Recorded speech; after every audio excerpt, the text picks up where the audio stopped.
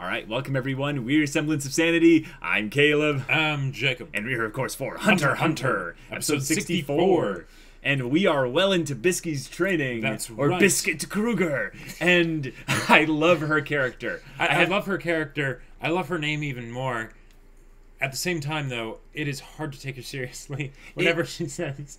It is hard to take her seriously, but then the minute she starts talking about training and about Nen she and stuff, we're like, okay, herself. we're locked in. Like if anything, I'm like, teach me, sensei. Like writing mental notes down. Just like, okay. Yep. In particular with her character being the means by which the boys are learning about Nen. Right. I'm kind of excited because she's another aspect of how unpredictable HunterxHunter can be. Right. Which means that we don't know how much she's going to teach them. She could teach them a lot. That's true. And that's kind of the thing is if you don't know what you don't know. If we have kind of a Jedi lineage kind of thing going on here, what I'm interested in is, will they continue this? Will at some point we figure out that she's a pro hunter and she was taught by, you know, Netero or something. Netero, exactly. Or something like that. Or maybe she was taught by Jing and it's a secret that she's been holding back on. That's why she knows him. That would be crazy if she well. was taught by Jing, though, because she's what, 57 years old, I think they said. Yes, but I mean, there's no limit. Possible. There's no age limit to becoming a hunter. I mean, Gone. Like she could have become a hunter 20 years ago. You know. That's true. Well, she said she's been a hunter for 40 years, I think. Oh, you're right. You're right. I'm sorry. Yeah, he like got the information on her or Makes something sense. like that. But it would be cool to have her be like, "Oh yeah, Netero trained me." What?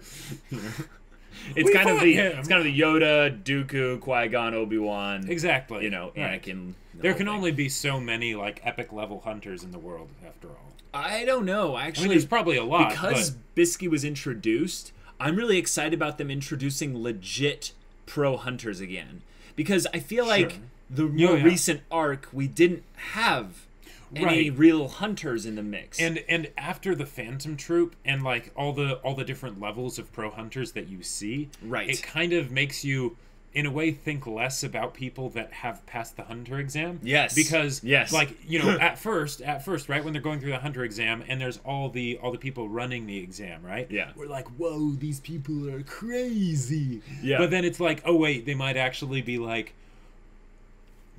they might be people that would just get punked hardcore if they went up against like one of the Phantom Troop. You know? Right. Exactly. You don't know. You don't know. Yeah. All right, guys, this is a lot of fun. So without further ado, let's get into this episode and see what happens. All right, guys, we're going to start the episode 5, 4, 3, 2, 1, now. Yep, dig that tunnel. Dig Dug. Dig Dug. That was a fun game. Was. 5 kilometers in a day. I guess if you're using the surround Nen ability. Right. Oh, cool. Wow. Good. Now we head back. Yes. All right. Yep. Minimize. Wow. Cool. Yep, of course, because, you know, it's not about the destination. It's about the journey. Right. Yeah. I think that her character bringing them through this is kind of like a Mr. Miyagi type thing where she's actually teaching them something else that's like the foundational skills for. Here's what I think it is. What's that? I mean, it might be something more literal along those lines like you were talking about, but since they said that Nen is based around the strength of one's will, the fact that she is having them do things where they don't know if this is the end, if they'll have to do something after this or whatever. She's strengthening their will. Exactly. And therefore strengthening the amount of aura that they can release, you know? Yep. Because if they were doing something where it's just like, okay, you have to go from here to here, and like, let's say she said you have to do this 3 times, right? Like going back and forth, then that might be, okay, they'd be like, oh, crap, but okay, we'll work through it. Right. But if they get through it and they're like, oh, we're finally done, then it's like, let's do it again. Let's do it again. Yep. And also, with regards to physical exercise and stuff, it's about keeping a consistent regimen going. Right. And what she might be doing is training them in things that they can do when they're just doing life, you know? Sure, yeah. All right, let's bring this back up.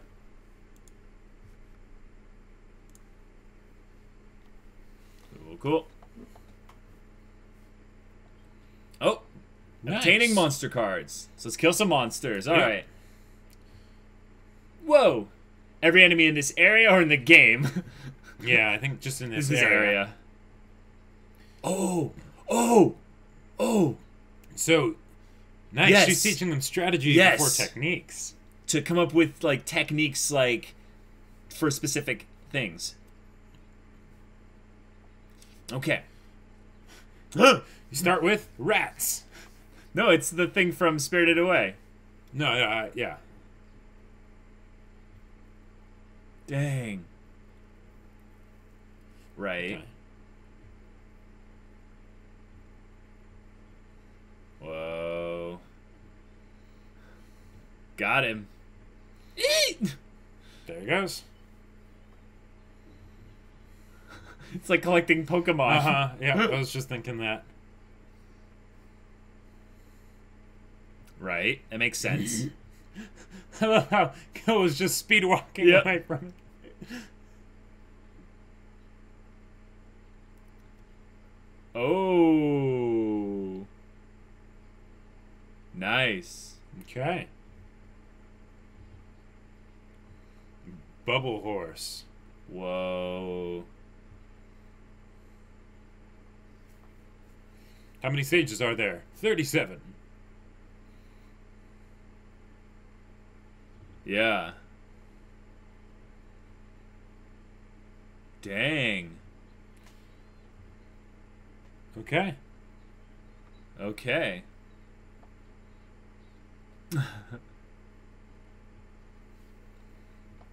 He's physically stronger? Okay. Okay. Cool. Awesome. Emphasizing the teamwork again. That's good. 10? Oh. She's focusing her aura in Yep.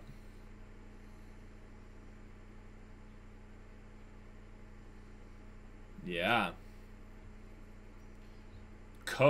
Okay. Awesome. Great. Nice. Yep. But it makes you vulnerable, right? Mm-hmm. Must block it. Oh. Oh boy. Because dodging is the right thing to do, but we need to up your defense. Right. Okay. But if you focus your aura in the area where you're blocking... Exactly. Oh, half right.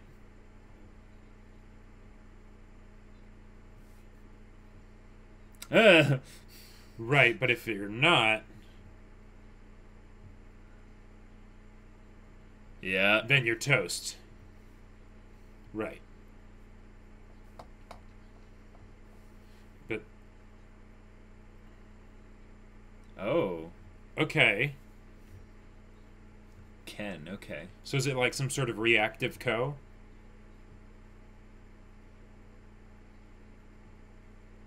Gotcha. Okay. So that's probably what Uvogin was doing.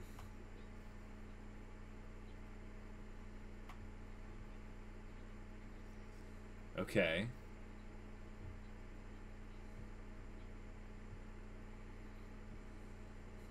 She's just like super slowly punching him. Yep.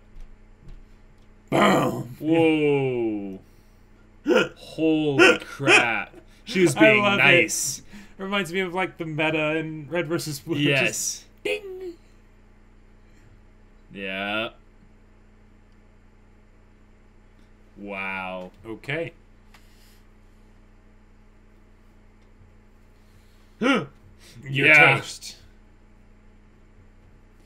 Okay. Jeez. But he got excited there for a second. Yeah.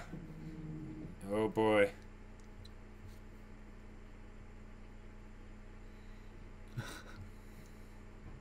Oh, dang.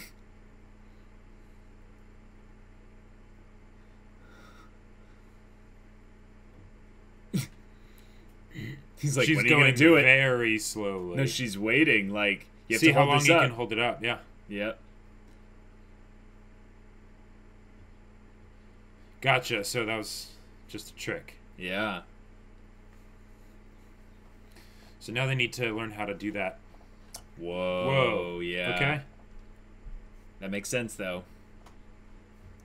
So they're sustaining it while they're digging to...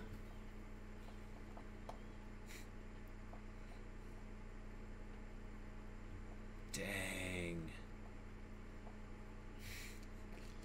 Alright. It's better. Yeah. Oh, okay. Already.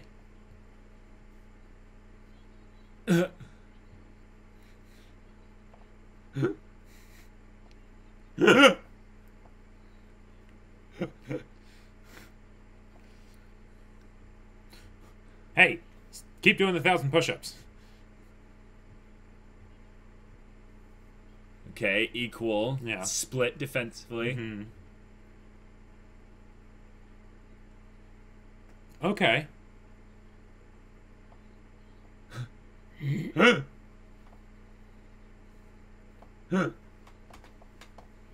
Yeah. Nice.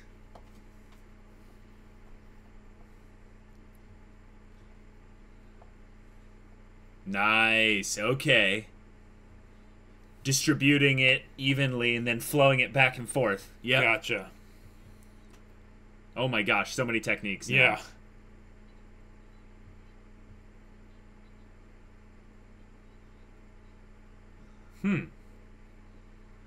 And it's not as easy. Okay. Gotcha. They have to be able to do that at a moment's notice. Right. You know what we're prepping for is, like, legit fights. Like, right. The reason they're having this in the story is because they'll be in life or death situations very soon.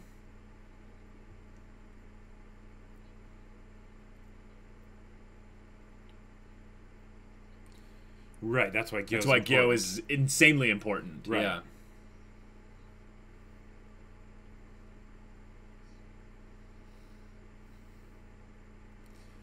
Ultimate Ninja.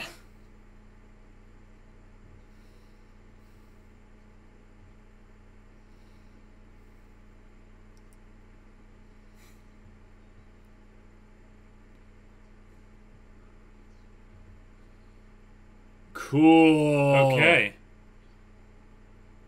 All right.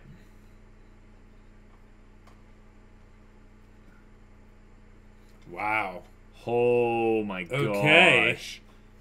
I like it. The final stage. Oh. They're doing it quickly now. Wow. Wow. Wow. All right. 2 weeks only.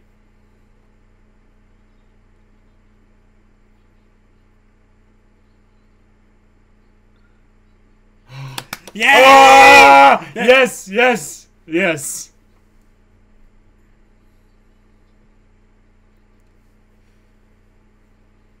Mm-hmm. Right. Mm-hmm. The 80. Right. 80, 60. Yep. Nice.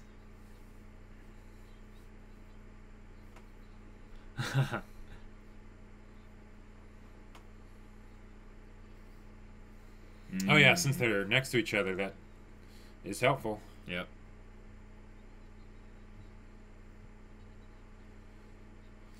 Wow. All right. Without breaking the stone. Right. Exactly.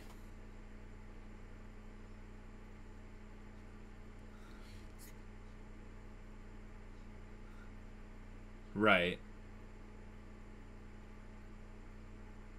Whereas Gon's just gonna keep going strong. Oh. Oh.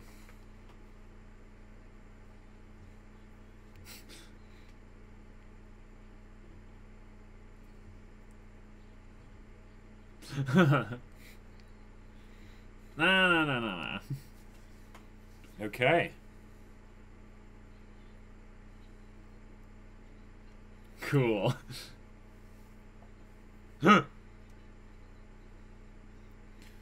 Yep. Sure.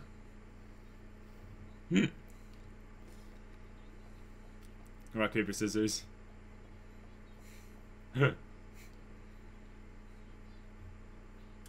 She's just like,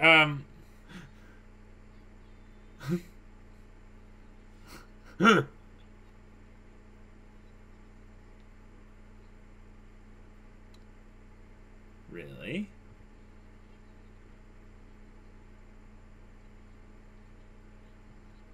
Okay. huh. Interesting. Is that true? I don't know.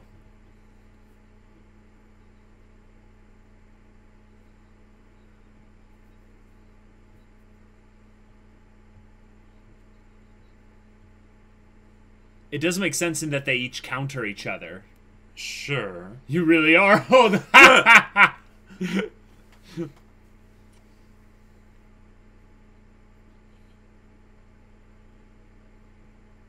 what?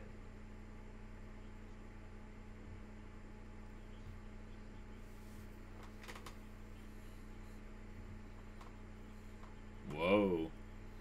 This organization's pretty serious.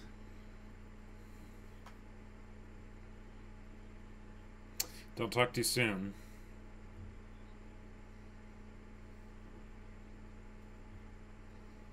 Okay. Okay.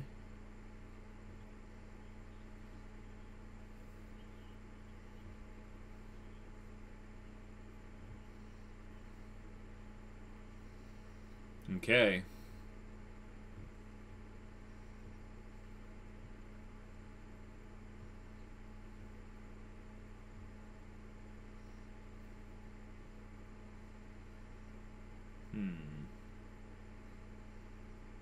Oh.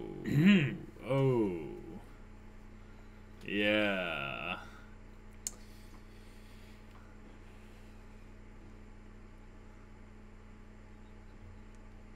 Now give me all the spell cards. Oh my gosh.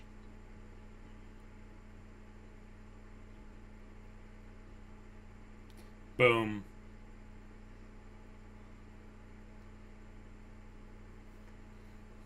Dang.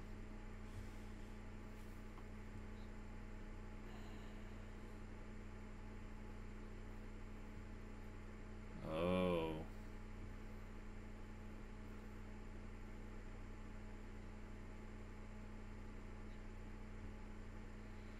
Oh, his face is gone. Yeah.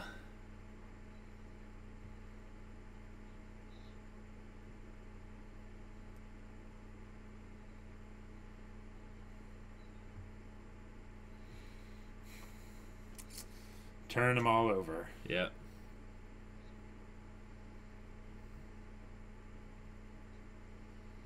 Wow. That's one of his, like, limitations or something.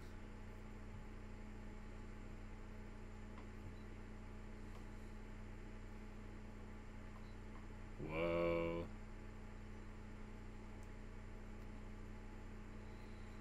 You'd think he would have crap. chosen a much, like, easier word, but...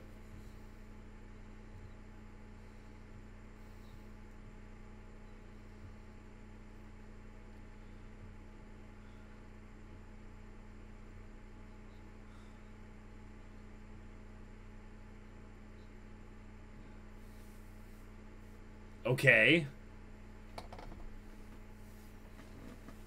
All right. But then what? Why are you not leveraging this? Yeah.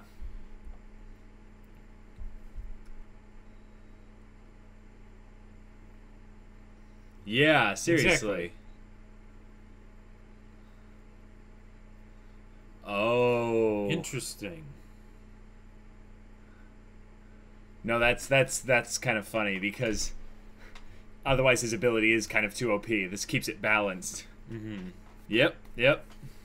Of course. There we go.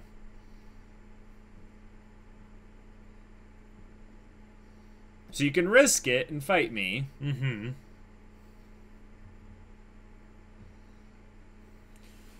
Whoa. Okay.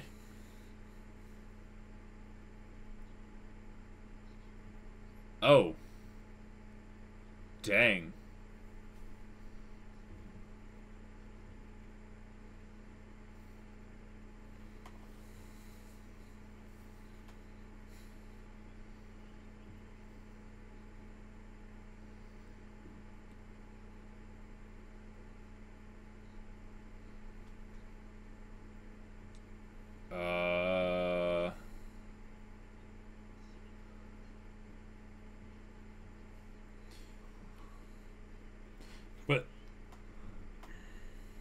Yeah. Okay. Oh. Yeah, he's at the mansion. Yeah.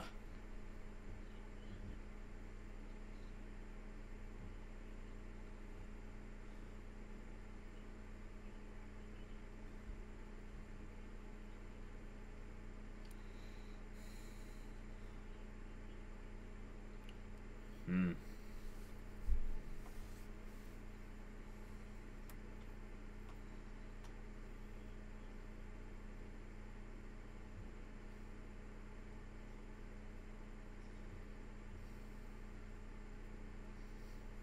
How much time do they have left, though? Yeah. It looked like it said 6,000, so... I think it was 60 minutes. Mm-hmm.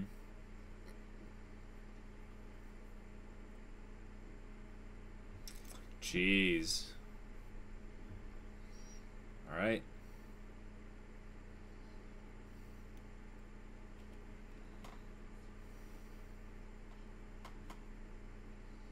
He's not alone. Well, crap.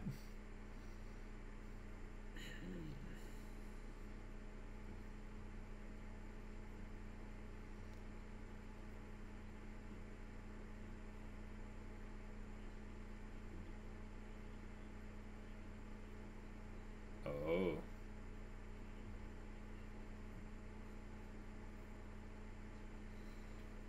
Ah, cool. Yeah, they'll all You'll just get die nothing. in the game. Mm-hmm. Yep. Nice. Trying to play that game. Yep. Yeah. Now just say, I caught the bomber. Yeah, but it doesn't matter now because they can just kill him with regular net abilities. That's true.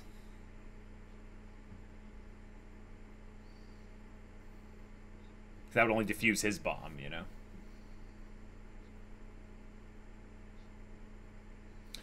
Oh. Oh. Oh, that's a development. That actually makes things very interesting in terms of threat and stuff.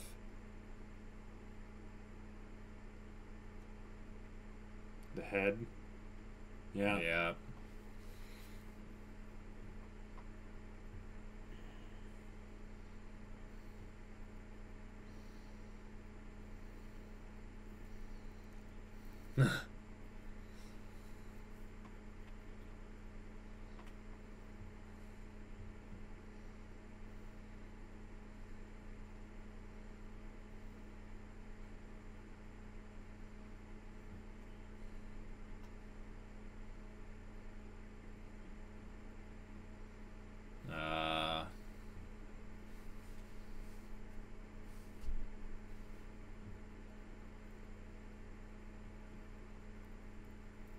Dang. Gotcha. So okay. they all need to live. Mm-hmm.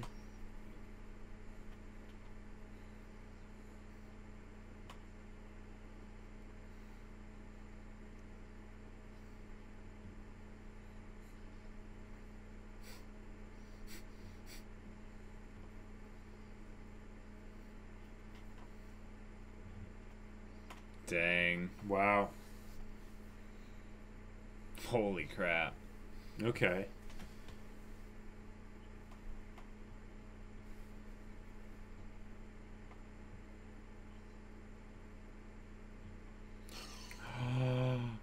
Oh yeah. Oh yeah. Yeah. Yes.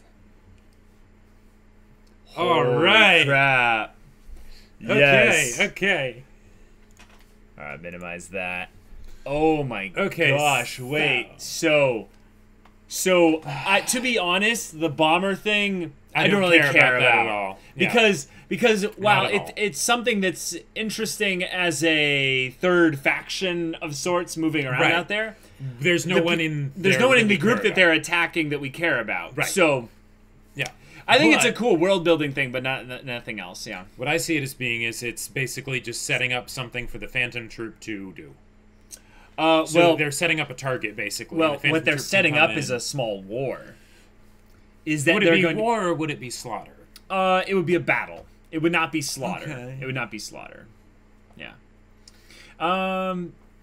But Nen training is progressing nicely. Well, I'm trying to figure out some ways that the bomber can actually be interesting. No, not in the grand scheme of things of the plot. It's interesting. Yeah, it's like an interesting scheme and everything, but we don't care about it as much yet. Yeah. All right, Greed Island tutorial. The card leave. Yep.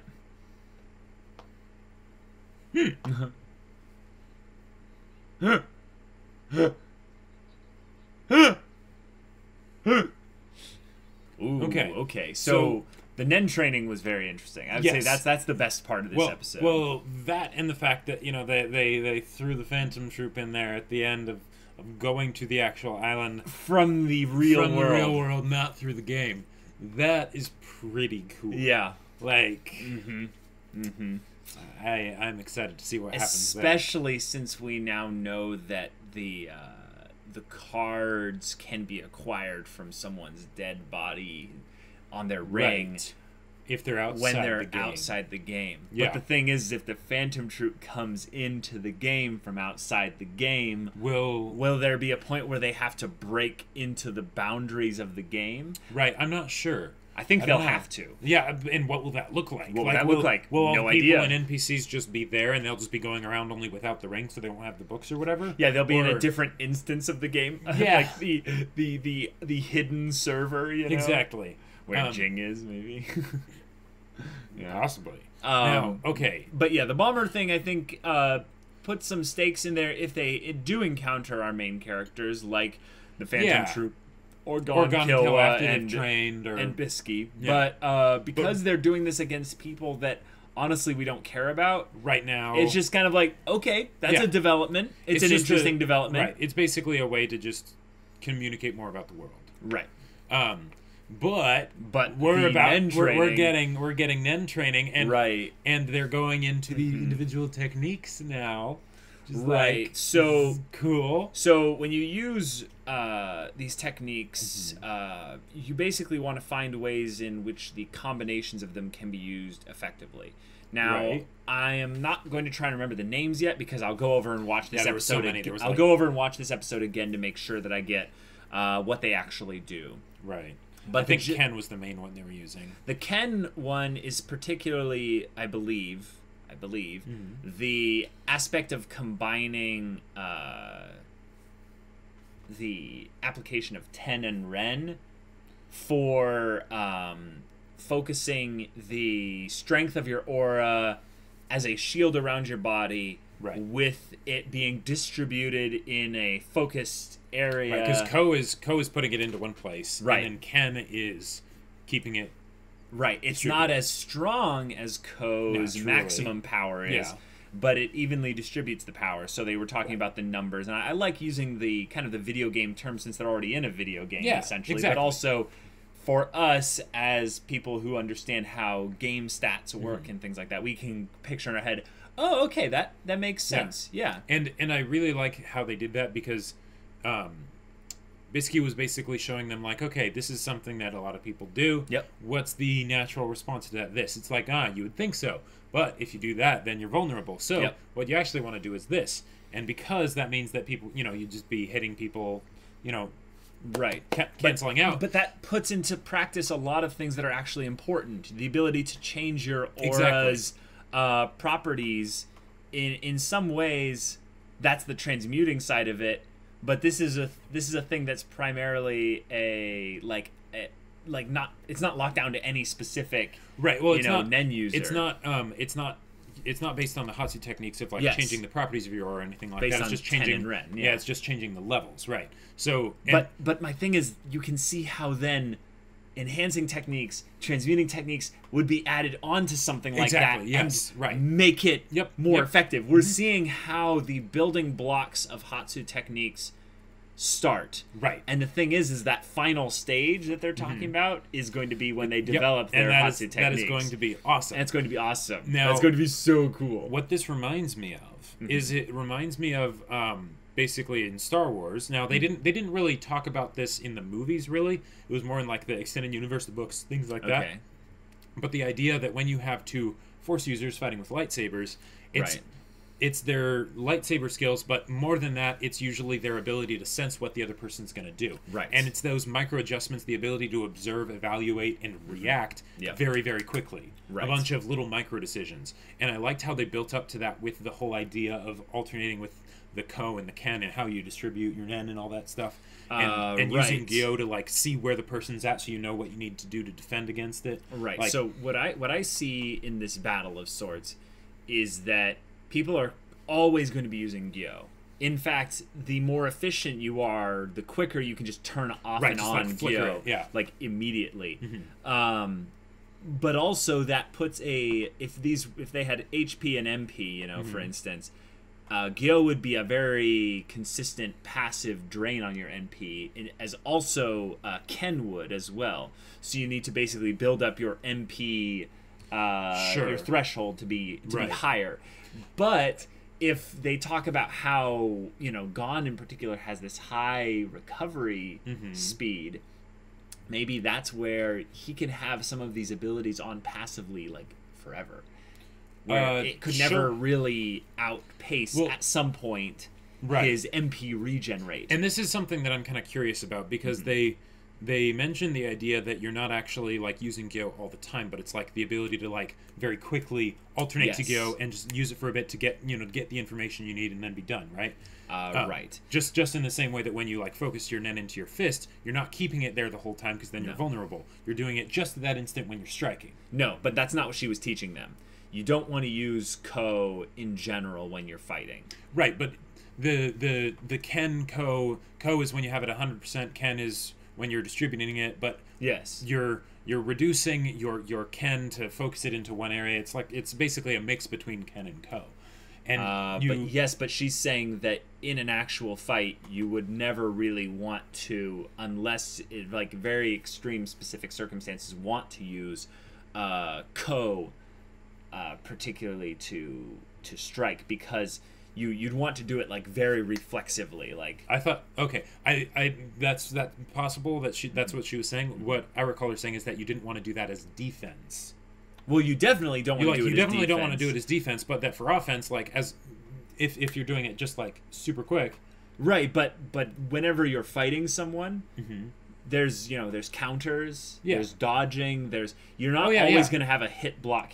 No, I know, and that's why she's been that's one of the things that I really like. She was teaching them how important it is to get so familiar with these aspects of using their Nen, right? So that they can do them at a moment's notice, so that it's not even like just for a blink of an eye they're using, you know, whatever technique they're using, Gyo, Ken, Ko, whatever. Right, but I got the vibe that if you think about this tactically, you would want to start off using Ken.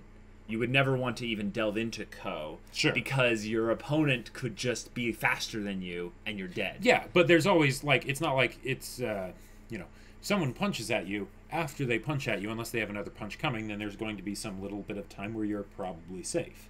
You know. Right? Right. But, like, you could go for it where, okay, I'm in defensive Ken position. Right. I go to strike with a Ken, like 60% punch. I flicker into Gyo as I'm making the strike, so I know how much energy to use. Yes, I know. Then you redistribute yours there. In the same instant there, I reveal I'm way faster and go into Ko. Okay. Sure. And shift my entire attack there to punch with 100 for a killing punch, like in the gut. Right.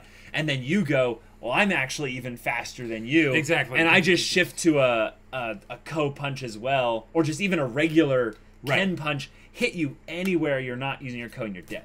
Right, so it's something where it's the, like, one of the things I liked how they showed was that Kill was a lot more conservative with how he distributed his energy. He'd be, like, going up by little bits, whereas Gon's, like, immediately to 80-20.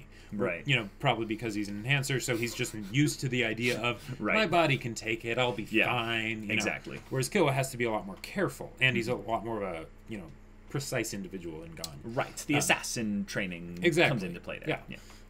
But I like how they're getting into the mechanics of it so that they're basically setting it up so that when there is a point where people are just like rapid fire throwing tons of crazy punches at each other, right, we know what it is they're doing. All that little stuff that they're not going to slow down and have someone exposit. You see how they're, with this strike they did a 72% attack, because they realized that blah blah blah. Yes, but I actually think that this is why we're going to be impressed when they do slow it down. I think that this because it'll have a very easy to follow logic to it. No, because it's not an easy to follow fight if you just were to show it fast. If you show it slow, then you show how people are actually out kind of gaming each other with thinking in that meta kind of thing. So if you see someone shifting their ken, their aura into specific areas, you can assume, the attack's going to be coming from there. So I'm going to basically completely avoid standing on this side of the person. I'm going to rotate around over here and make a strike on this side so that when they shift into the defense over there, then I'll use my Hatsu, which is this. Right. And all these combinations of things I think actually will slow down the fights in general, not speed them up. I think that in general, when they'll speed the fights up, they will be doing that right after they had the slow bit of explaining some aspect of how their Nen techniques in combination with their usage of Nen techniques in combination with their Hatsu specialization techniques can be utilized. I think that that's something that will be a bigger deal moving forward, because if you think about it, Jacob, Hunter showing the punches and stuff, we still don't know what's going on. Actually, we just infer. We know the logic behind what's going on. We don't know actually how much of Nen is used for this punch. Right, and I think that that's fine for specific fights.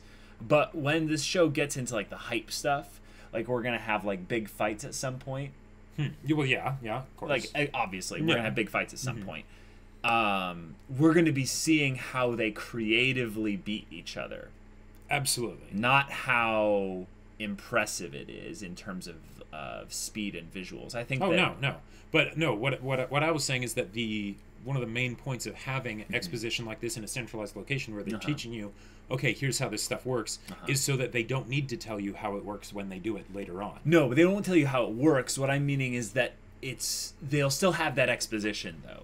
They're going to show how someone beats someone, not exposition of how the mechanics work. I totally understand what you're saying.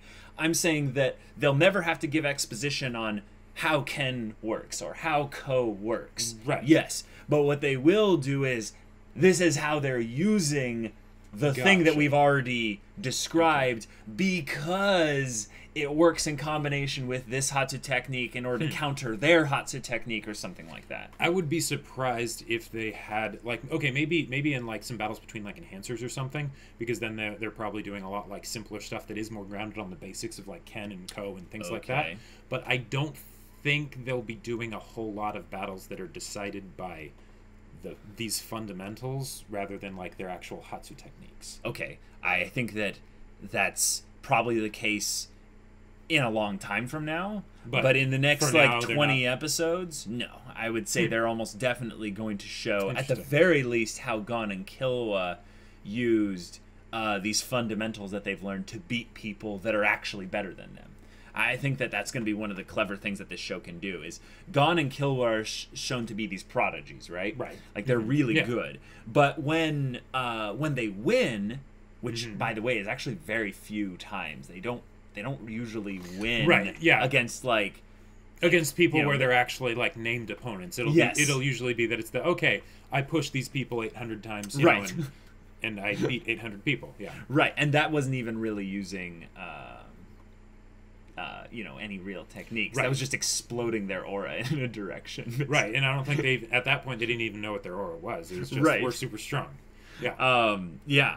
So with having them encounter opponents potentially like the Phantom Troop, the Phantom Troop are all stronger than them. Still. Right. Yeah, I think that's one of the points that they could bring up. But they could have it be where Gon and Killua think just creatively and out of the box. Sure. Yeah. And they come up with clever ways to use the fundamentals to beat someone who has a janky, crazy Hatsu technique. Right, because mastery of the basics is one of those things that a lot of people don't fully appreciate. Right. It's kind of like that whole Iroh thing. Yep. And I think that's what they were leading in with the rock, paper, scissors bit, is that it's showing the 3 fundamental aspects of types of martial arts strikes. It's that whole mental game where it's not so much about, like, you know, it's about beating the person up here, not beating the person out here. Yes. Yeah. Otherwise, someone like Phaeton, for instance, would just wipe the floor with Gon and Killua if they ever fought, probably. Right. And he probably still would. He probably still would. At least for a long time.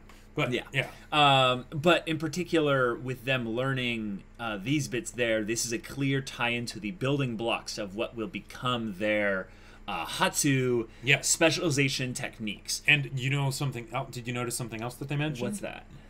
They mentioned not just working in the one that they were best at. Yes. They mentioned working at the ones next to them. That means Killua will, you know, mainly be a transmuter, but he is also going to, like, he's already started learning enhancer type stuff. Right. And he's also going to learn conjuring, right? That means Gon is going to learn some emitter stuff, and he's going to learn some transmuting stuff. Yeah. Well, which will be pretty cool. Remember, you remember Tiger Fist guy, right? Yes. He used enhancer, manipulator, and conjurer techniques. Right. And Wing was like, this idiot. Like, he would be so much better if he focused more on his enhancing techniques. Right. And then maybe a little bit on the ones closer, but not the ones, like, farthest away from him. Yeah. Because no one who is not already a specialist can get specialist techniques from when they start out as other ones. Unless, like, there's that crazy... Like, you can become a specialist later in life. With Karapika. Well, right, and that's because it's the whole idea of people closer to the specialists, conjurers and manipulators. Conjurers and manipulators have the highest likelihood of becoming specialists, but they can't still use specialist techniques until they're a specialist. Right, because it's 100%, say, if you're Gon as an enhancer, and then it's 80-80 on the transmuter and emitter, and then 60-60 for conjurer and manipulator. Right. Yeah. So with that effectiveness bit there, you basically have some really cool ways that they can think of combinations for those. Oh, yeah. And I'm already thinking that since Kill was focused on lightning, on electricity, right, there's some ways in which, because that's the altered properties of his aura. It's basically just changes aura into electricity. Right. I think it's genius, it's simple, it works. But there's ways in which he could take the conjuring aspect and conjure up different types of electricity. Sure, or conjure up different objects or whatever. Right, that conduct his electricity or something like that. Yeah. Gon, though, focusing on just enhancing bits, what kind of way do you think he's actually going to develop techniques? Because that was the thing with Uvogin, was he didn't really have techniques. He just had his what was it, big bang attack, basically? And that was basically just Ko, I think. So actually, you're right. Here's what I think it is. I think Uvogin, they were basically saying he's a dedicated specialist. He was a min-maxer. He just went dedicated enhancer. Or right. He was a specialist among enhancers. Like, yeah, but don't use that word because I know. It's true. But basically, he just did enhancer stuff. Whereas, so that's the top end of the enhancer category. But Gon is not just going to do that. He's going to do emitter and transmuter as well. Right. So he could do stuff like Killua, where he changes the property of his aura to lightning, and he also he won't use lightning. Yeah, he'd do something else. He'll do something else. Yeah, but they also have emitter, which is sending out your aura. Right? Yes, it's basically like ranged abilities. So he could do energy blasts. Yes, and that's a good point. This is something I think we brought up a long time ago in HunterxHunter. I remember talking with some people about how I'm really glad that HunterxHunter doesn't do Dragon Ball Z energy blasts. Right. And they were like, well, you know what, the emitter category is, right? Like, it's basically shooting out your aura. Right. Emitting it. And I'm like, well, yes, but it doesn't have to be just that. But then it's like, well, yes, of course it doesn't have to be just that. But that is encapsulated within the emitter specialization. So Gon, yes, could shoot out a Kamehameha, but the idea is that they've set it up, and since it's worked into the actual nature of this power system, right, it'll feel earned, not just some random Why are they doing energy blasts? Like yes, you remember those yes, times I when you agree. watch like an anime, like one of the first times you get into anime, and you're like, why are they able to do all this stuff? Right. It doesn't make sense, right? Yeah. But now, since they've established this whole men thing, if Gon ends up shooting some Kamehameha or some, you know, something along those lines, it will feel earned because it took them a long time to get there, and they've established the mechanics of how it works. But also, this is the thing I think people are misinterpreting what I'm saying. Energy blasts in Dragon Ball Z had names, but they were all basically the same thing. In this, the energy blasts will be individual techniques. It is not all emitters have the same energy blasts. Right. Yeah. Because you have the ability to, you know, be close to the manipulator tree. And if you're an emitter, you could have this aura that you're sending out have some kind of manipulative qualities as well. Yep. You could shoot out the aura and have that aura have some conditions attached to it. Right. Like you could go like Kreia and make aura like blades that you just manipulate or some. Or wait, no, manipulators manipulating other objects, not manipulating your aura. That's right. Well, that's a good point, because if you have the aura be just shaped like spinning discs and stuff, and you move them, you're using a manipulator technique to move them. But the release of that aura from your body is an emitter type technique. Right. But I believe everyone can manipulate their own aura. Like how yes, everyone can manipulate their own aura. It's just how effectively you can manipulate it depending on what state it's in, I think, and like where it's located. So enhancers enhancers can enhance objects like the shovels, because you know, everyone can enhance. They can everyone can extend their aura into an object of sorts. But I'm guessing same ways that like Hisoka could send his aura like specifically to like attach onto somebody or something or whatever. Right, but that's a great point though. It's the difference between, say, conjurers and emitters. Conjurers make the actual object. Right. Emitters send it out. Send out their aura. Yeah, send out their aura. And I think that's where a conjurer might generally tend to keep that object that they conjured pretty close to them so that they can extend their aura onto it. Whereas an emitter could send it out probably pretty far. Like, they probably have less range limitations because it's about leaving their body. Right. It exists separated from them. Also, Hisoka had a trail that you could see with Gyo that attached to it. Whereas an emitter would be like that would be completely separate. Right, like the bullets that Franklin used. Yeah. Yes, great example. As far as emitters go, I think we also had the guy. Was it Squalla who was an emitter? Squalla was a manipulator. Squalla was a manipulator, he controlled the dogs. You're right. Who was the one that was an emitter in the building with Kurapika? Was it the one who controlled all the No, that's a manipulator technique. The ghost. The ghost. That is a. That might have had some emitter stuff. It might have had some emitter stuff. But I think it was a manipulator technique because he was manipulating the swords and the cloaks. Right. And then there was the girl that had the mind controlling like kiss. That's a manipulator thing. I think it might be. Let's see. Well, anyways, just let us know in the comments what emitters have we seen thus far where it's been revealed, and we'll have our mods pass it on to us. Yeah. Because emitters in general, I think, are the ones that confuse me the most. Right. They seem like the ones that would be basically like the Nen crafters. Well, yes, but I also think that they're potentially the most simple, and we're overcomplicating it.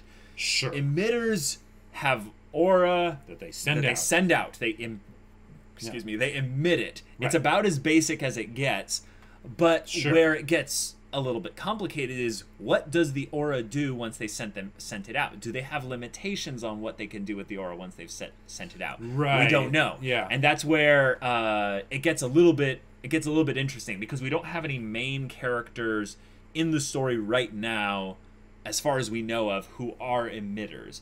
We've got a lot of transmuters. We've got a lot of enhancers. And it seems like right.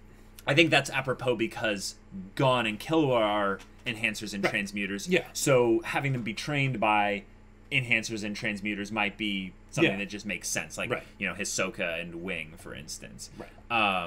Yeah, but because the Nen specializations or the Hatsu specializations, they seem to be related to each other based on how close to each other they are. So transmuters change the properties of their aura. Conjurers can create objects that have certain properties, you know, things like that. And then emitters, they send their aura out. Manipulators, they can control things out there. So with their aura. Yeah. So, yeah. I don't know. I'm and really specialists can just do other stuff. Can do other stuff. Yeah. But I'm really excited to see some really cool emitter techniques. Because same here. Like, that seems like one of those ones that you could really have a lot of fun with. Like, you could do a lot of just weird stuff with. Right. In particular, because it's connected closely to manipulators, I feel like emitters that have really strong developed manipulator techniques as well would be really terrifying for someone like an enhancer, because they could have all these things that are coming at them from their aura, and the enhancer might not be able to see where it's coming from with Gyo. Like, I'm not sure if there's another aura Gyo trail that's going out. No, I don't think there's a trail that leads back to the person when you're using emitter techniques, because the idea is that it's separated from yourself at that point. Right. So then maybe what emitters have range and time limits. So they have, you know, they can only send their stuff out half a kilometer. And, you know, when it's farther away, you know, it doesn't last as long. And that's probably something that would depend on the technique of, like, or whatever. Right, and what conditions they've placed on it.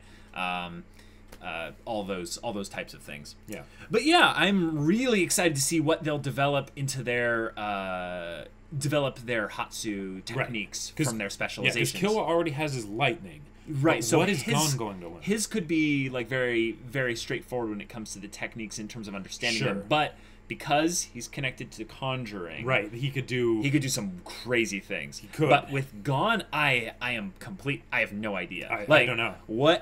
What kind of things could he actually come up with? Because I think Gon has to come up with some kind of techniques. He's too clever. Right. He's not going to be Uvogin. That's the point, is that he's not going to be the type of person that just smashes things and is overall pretty kind of brutish. Yeah. Brute-ish. Sorry, not brood-ish. Yeah. That was during the Hunter exam arc, not anymore. Right. But with enhancers, because it's so simple, it actually makes it really difficult to decide, because it could be something, again, very basic, and we're just not looking at it, you know, closely enough. Right. Or it's something where it's actually kind of clever and cunning and complicated, but, you know, we don't know, because also you can combine the other two aspects. Right. I think his will combine the other two aspects. Like, when he actually becomes really good, he'll be utilizing those three at least, with potentially even some more. Yeah, because if you think about it, since Gon is the main character, he's probably going to have the most fights. Or at least... No, I actually don't think he has to. Okay. I think HunterxHunter has proven that because you're the main character does not mean you get the most screen time. Okay, If anything, I think that... I might argue that point, but I think that you're right. Gon, so far, has the most screen time out of the fights anyone. won't necessarily be about him. That's my point, but, yes. Yeah, and they've shown that, and they've done a really good job of showing that. However, since he is the main character, and he will be, like, you know, the story, you know, when it comes down to it, is kind of about him. Yes. So I feel like one of the main reasons they're not going to make him go down Uvogin's path is because that would be something that would be too simple as far as fights are concerned. And it would be a retread of old ground. Eventually, that would be something where it would get kind of old, and we'd be like, okay, we know Gon's smart, so we'll figure out some way to creatively beat his opponent, but the things that he does to beat them will tend to fall in kind of the same... Here's a thought. I think that you're onto something there, in that when Gon beats people, it's not going to be the same way every time. I think he's going to create some kind of technique that allows him the ability to it's not a technique in and of itself.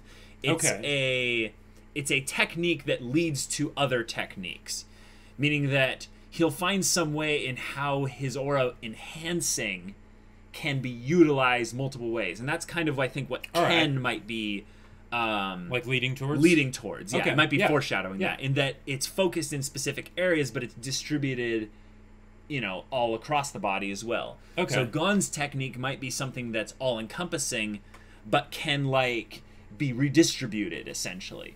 So right. it's something that will have near limitless application in terms of it having basically, like, you know, just so many different ways it can be used.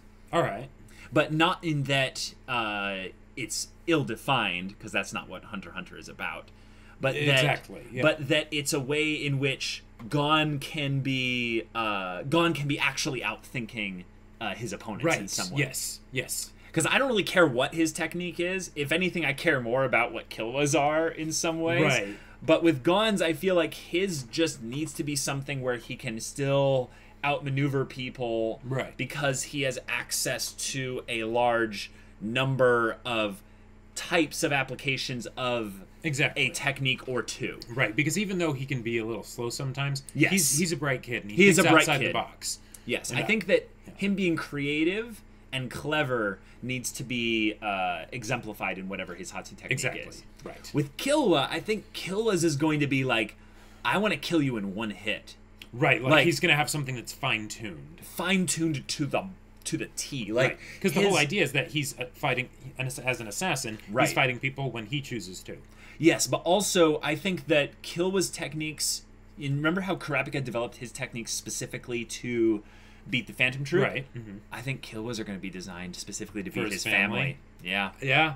And it's not going to be that he knows all of their techniques so he can Mm-hmm. beat them, but he's going to design something that would specifically have a strength against like a Lumi or against his dad. Like a Silva. Lumi or his dad, basically his entire family. Sure. Yeah. That will be awesome to see. I also think that there's something cleverly foreshadowed in that, because remember when he developed his, the reason why he was able to develop so quickly was because he'd had that shock training. True. Which That's means true. I'm guessing the rest of the family did as well. What if, because of the shock training, there's some kind of inherent weakness that they all share, and Killua, by having his be electricity, Sure, or- he's negating his own version of that weakness. Okay. I'm spitballing Or here. I at have the no very idea least, what maybe, I'm talking maybe about. it's but something where the Zoldycks have similar techniques because of how they rigorously like bring up their children. Oh, I'm going to say that their techniques are nothing alike. Oh, just completely. They're all totally different? completely different. Okay. Because as far as we know, Illumi, we've theorized, is a manipulator. Right? Because he would be opposite of Killua, right? And he did that thing that just screwed with Killua's head, remember? Well, that was just basic like Ren. Is it? I believe so. Okay, well, I'm going to go out on a limb, and I'm going to predict that we've already been told visually what Hatsu specializations a lot of them are. So if you Gotcha. remember the... He also made himself look different, so that might be a transmuter technique. That is a good point.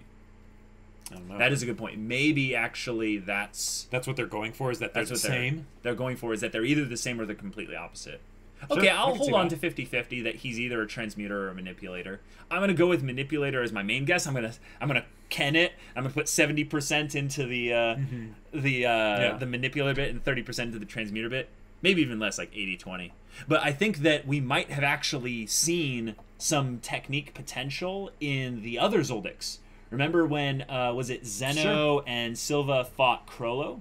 Yeah. The dragon thing? Yeah, the dragon thing. That might have been some kind of conjuring / maybe even Or emitter. Also, to put into more thing, the energy blasts.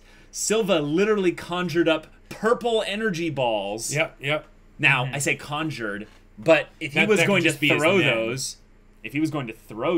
That'd be he would be an emitter. Or it could be that he's an enhancer and And that's an emitter technique, and he was just making a really big type attack. exactly right, and then he's just gonna throw it as an emitter technique. That actually makes sense because Zeno restrained him, and that would be the perfect time to use a type technique. Exactly, Because as you a have no finisher, worry yeah. about defense. You're just Right. like, I kill you in one hit. Right. Okay, Yeah. okay. I think we're starting to see how everything starts to Mm-hmm. crisscross together here. I'm really liking that they're delving into Nen here in a portion of the story where things could have been a little bit lackluster in the plot side of things. Well, yeah, because I mean, like this, they're literally going into the game that's for training hunters how to use Nen. Yes. So, as far as I'm concerned, that's the plot, not the bomber stuff or whatever. Right, but this rivals the wing Nen training, in my opinion. Oh, I'd say it kicks the pants off. I would say, well, I'm saying because it's not over, it just rivals it. Sure. Let's figure out how it ends. I think eventually it will be better because they're probably going to develop their Hatsu techniques. As far as the style, though, of how she's been teaching them, I like her teaching style much more. Yeah. I think that you're right. I think that if anything, the novelty of having them discover what Nen is for the first time was really very cool. Yeah. And them discovering that there are Hatsu specializations. Sure. That was amazing. That was a big deal. Yeah. So if anything, you're right. The presentation of the training is done better in this than the other one so far. But I'm interested to see how they cap off the end of the training bit. Right. Yes. In this, because it's not over yet. Right. And guys, oh man, I can't wait to watch those. But if you can't wait to watch those reactions right now, segues, hey, go check out the link in the description below for our Patreon. You can get on early access and watch these reactions in full, like we always have. And yeah, we'll see you there. But until then, we're Semblance of Sanity. I'm Caleb. I'm Jacob. And we'll see you all next time.